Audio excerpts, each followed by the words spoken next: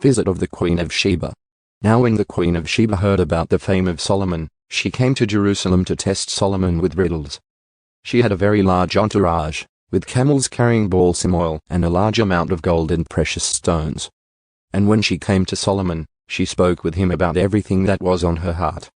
Solomon answered all her questions. Nothing was hidden from Solomon which he did not explain to her.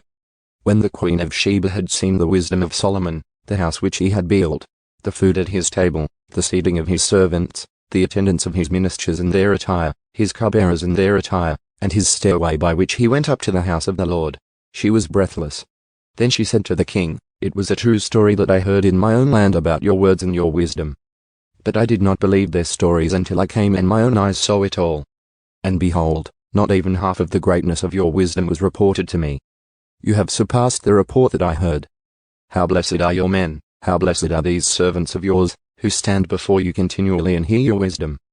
Blessed be the Lord your God who delighted in you, setting you on his throne as king for the Lord your God. Because your God loved Israel, establishing them forever, he made you king over them, to carry out justice and righteousness."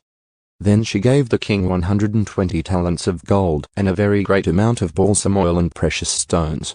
There had never been balsam oil like that which the Queen of Sheba gave King Solomon.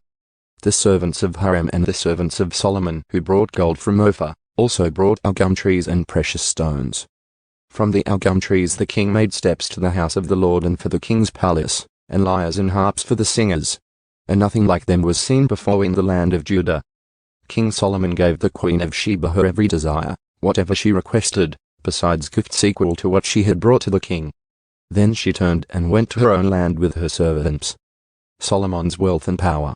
Now the weight of gold that came to Solomon in 1 year was 666 talents of gold, besides what the traders and merchants brought. And all the kings of Arabia and the governors of the country brought gold and silver to Solomon. King Solomon made 200 large shields of beaten gold, using 600 shekels of beaten gold on each large shield. He made 300 shields of beaten gold, using 300 shekels of gold on each shield. And the king put them in the house of the forest of Lebanon. Moreover, the king made a great throne of ivory, and overlaid it with pure gold. There were 6 steps to the throne, and a footstool in gold attached to the throne, and arms on each side of the seat, and 2 lions standing beside the arms. 12 lions were standing there on the 6 steps on the one side and on the other. Nothing like it was made for any other kingdom. All King Solomon's drinking vessels were of gold, and all the vessels of the house of the forest of Lebanon were of pure gold. Silver was not considered valuable in the days of Solomon. For the king had ships which went to Tarshish with the servants of Hiram. Once every 3 years the ships of Tarshish came bringing gold and silver, ivory, apes, and peacocks. So King Solomon became greater than all the kings of the earth in wealth and wisdom. And all the kings of the earth were seeking the presence of Solomon, to hear his wisdom which God had put in his heart. They were bringing, each of them his gift, articles of silver and gold, garments, weapons, balsam oil, horses, and mules, so much year by year. Now Solomon had 4,000 stalls for horses and chariots and 12,000 horsemen, and he stationed them in the chariot cities and with the king in Jerusalem. He was ruler over all the kings from the Euphrates River to the land of the Philistines, and as far as the border of Egypt.